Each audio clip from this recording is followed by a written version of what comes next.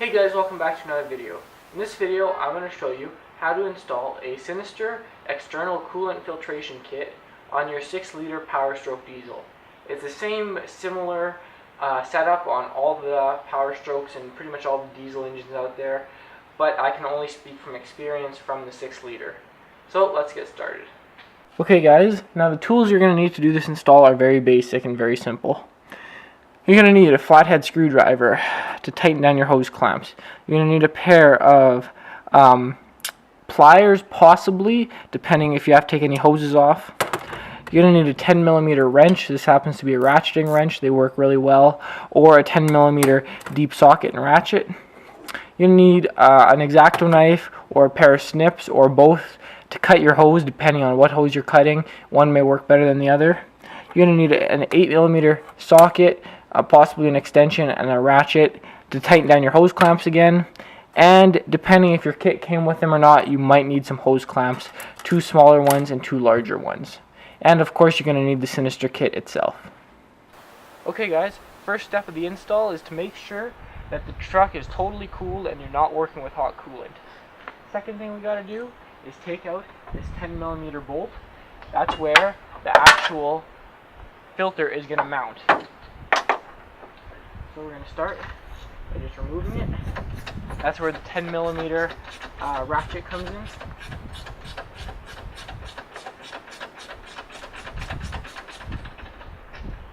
Just like that. You're going to take the coolant mounting bracket, or the filter mounting bracket. Stick the bolt through the hole.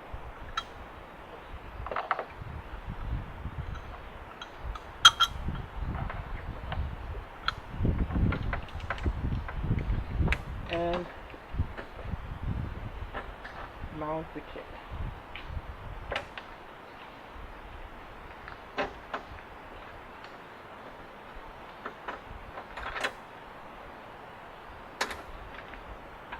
Just like so.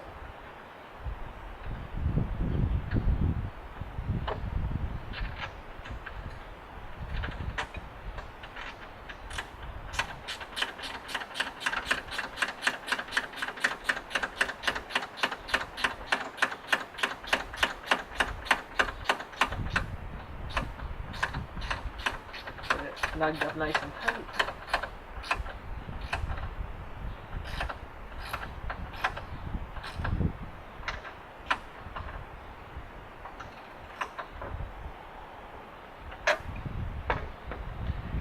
And now we can move on to the next step. Okay, once we got the filter and mounting bracket mounted securely, we're going to come over here and tie in our first hose. It's going to mount between the degas bottle and the rad.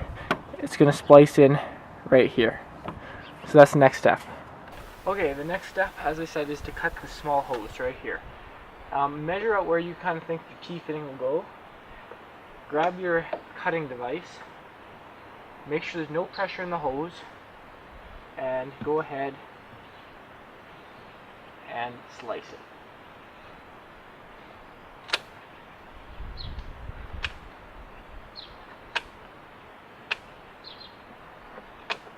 Like that. Now, grab your hose clamps, stick them on,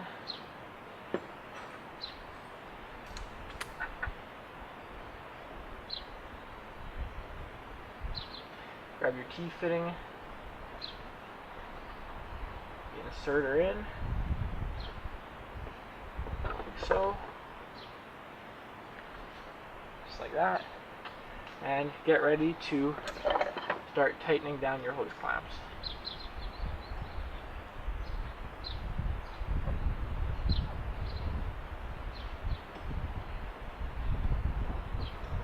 Once you're done tightening down the hose clamps, you can move on to the next step. Okay, once we got the first fitting all tightened up and teed in, we're going to come over here and come to the other one. Now, what I did to make it easier is remove this CAC tube. It just makes it a little easier to reach in behind here.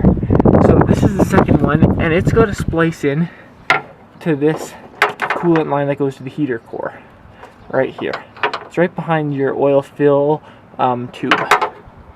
So we're just going to splice it in right about there. Okay guys, next step is to cut the hose, the heater core hose, to install this next T. We're going to come down here with our X-Acto knife, right here, and just start slicing at it. This is not the easiest thing to cut.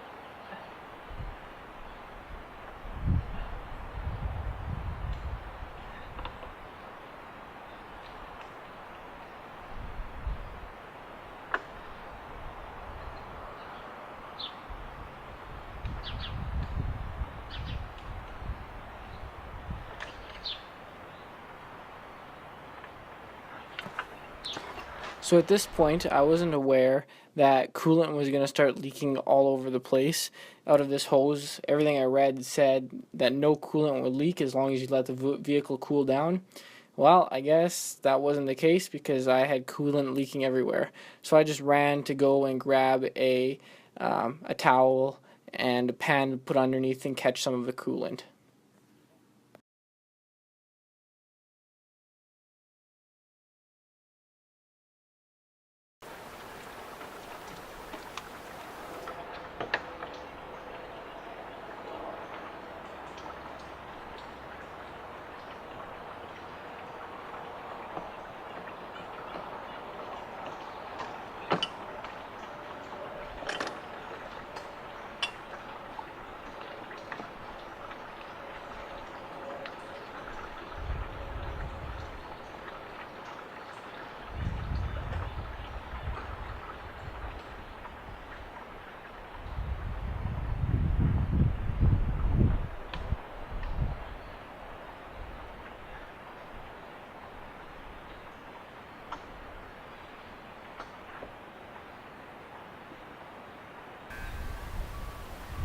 Okay guys, once you got that spliced in, you can go ahead and tighten down the clamps.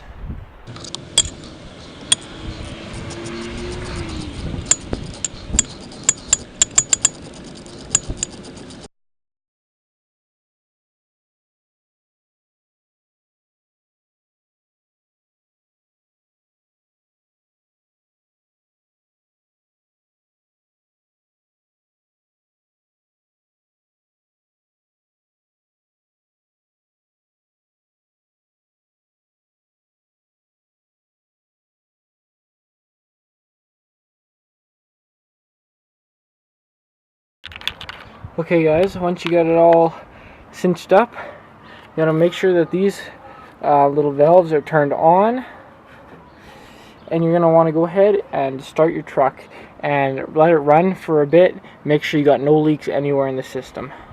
Okay guys, well that's it for this install. I know it wasn't the best video, I'm sorry about that. I wasn't expecting to have a coolant leak.